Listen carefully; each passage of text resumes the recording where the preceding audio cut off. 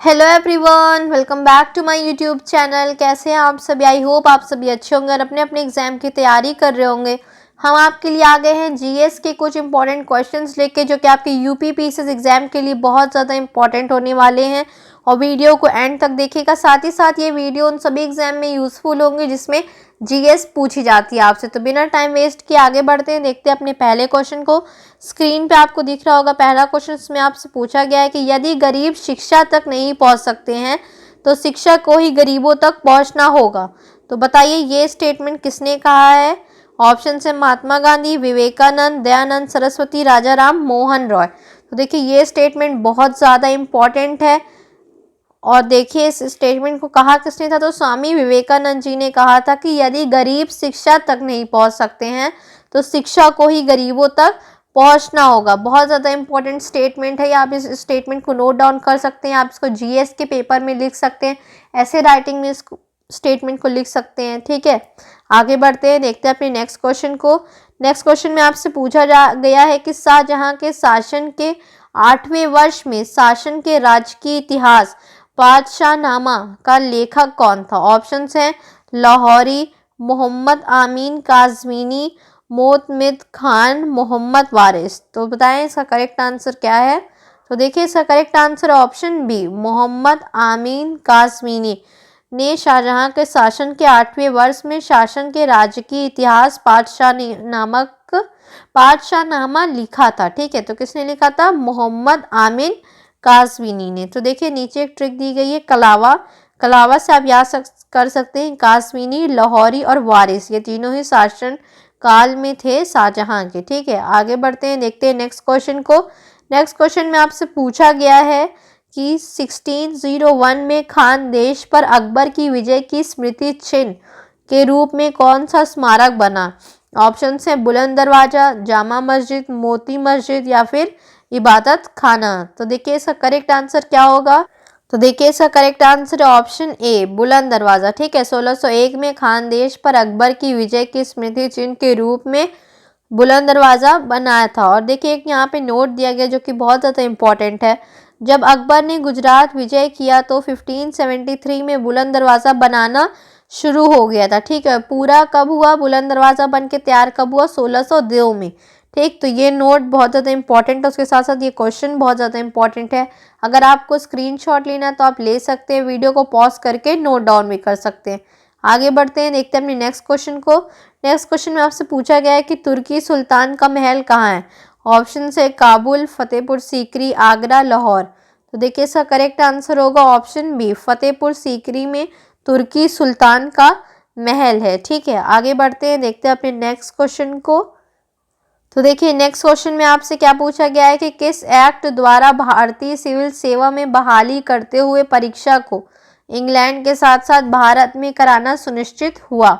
Option है government of India act 1919, India council act 1961, India council act 1893, reform रिफॉर्म 1909। तो देखिए इसका correct answer option A, government of India act 1919 के तहत भारतीय सिविल सेवा में बहाली कराते हुए परीक्षा को इंग्लैंड के साथ साथ भारत में भी कराना सुनिश्चित किया गया। तो देखिए नीचे एक नोट आपको दिया गया है कि 1922 से लंदन और इलाहाबाद एक साथ परीक्षा का आयोजन किया जाने लगा और जीजी लॉर्ड रीडिंग 1921 से 26 तक भारत के वाइसराय थे उस समय। ठीक, आगे बढ़ते हैं, देखते हैं नेक्स्ट क्वेश्चन को।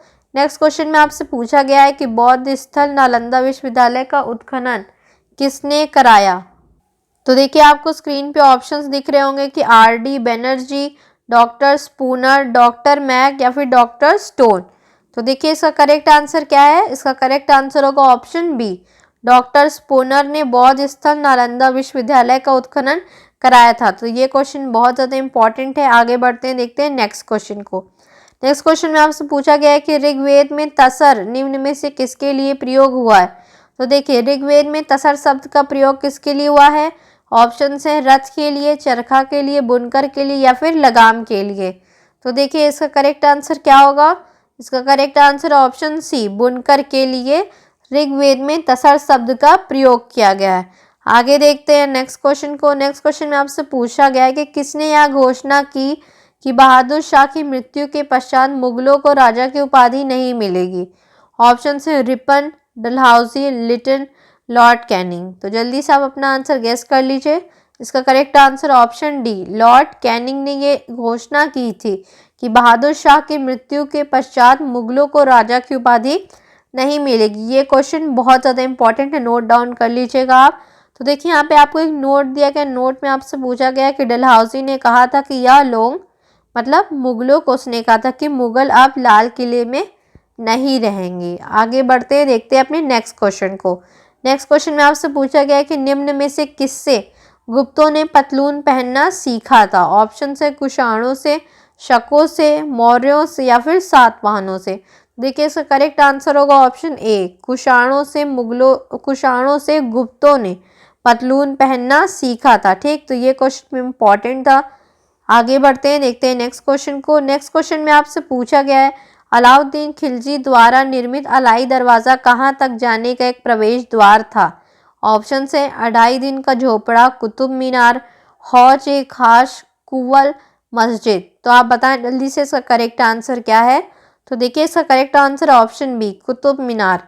अलाउद्दीन खिलजी द्वारा निर्मित अलाई दरवाज़ा कुतुब मीनार जाने तक का एक प्रवेश द्वार था। ये क्वेश्चन बहुत ज़्यादा इंपॉर्टेंट था, बिल्कुल भी मिस मत करिएगा।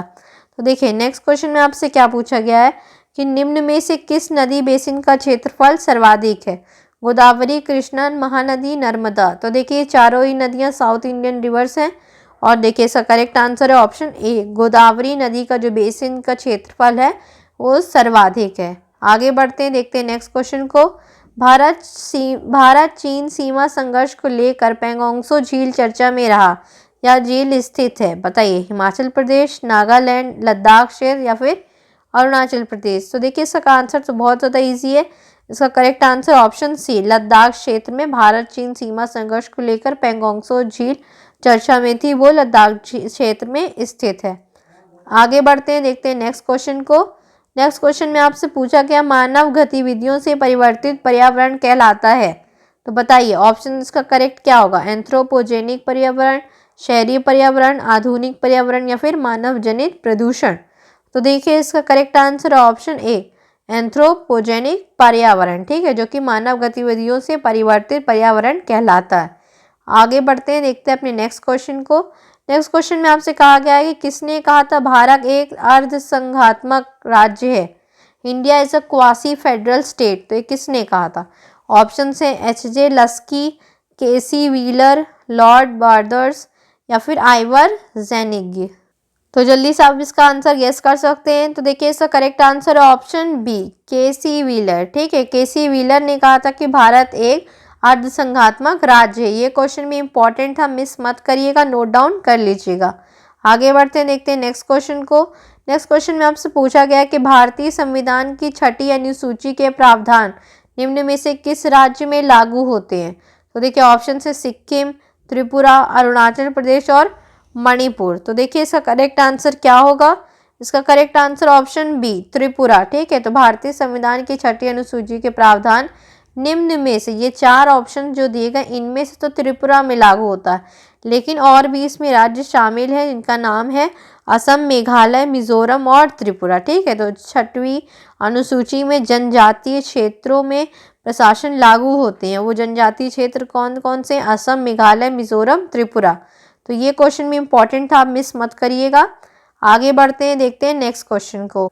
तो देखिए नेक्स्ट क्वेश्चन में क्या पूछा गया आपसे कि 25 दिसंबर को नेशनल गुड गवर्नेंस डे किस पूर्व प्रधानमंत्री के जन्म दिवस के अवसर पर मनाया जाता है? ऑप्शन है इंदिरा गांधी, मोरारजी देसाई, नरसिम्हा राव, अटल बिहारी वाजपेयी। तो बताएं आप इसका करेक्ट आंसर क्या होगा? तो देखिए इसका correct answer option D, Atal Bihari Vajpayee ji के जन्म दिवस के अवसर पर 25 दिसंबर को हम लोग नेशनल गुड गवर्नेंस डे मनाते हैं।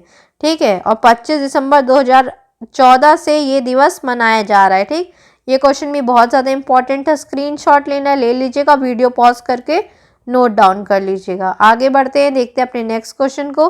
नेक्स्ट क्वेश्चन में आपसे पूछा गया है कि IR-20 और रत्ना 2 प्रमुख किस्में हैं, किस चीज़ की किस्में हैं?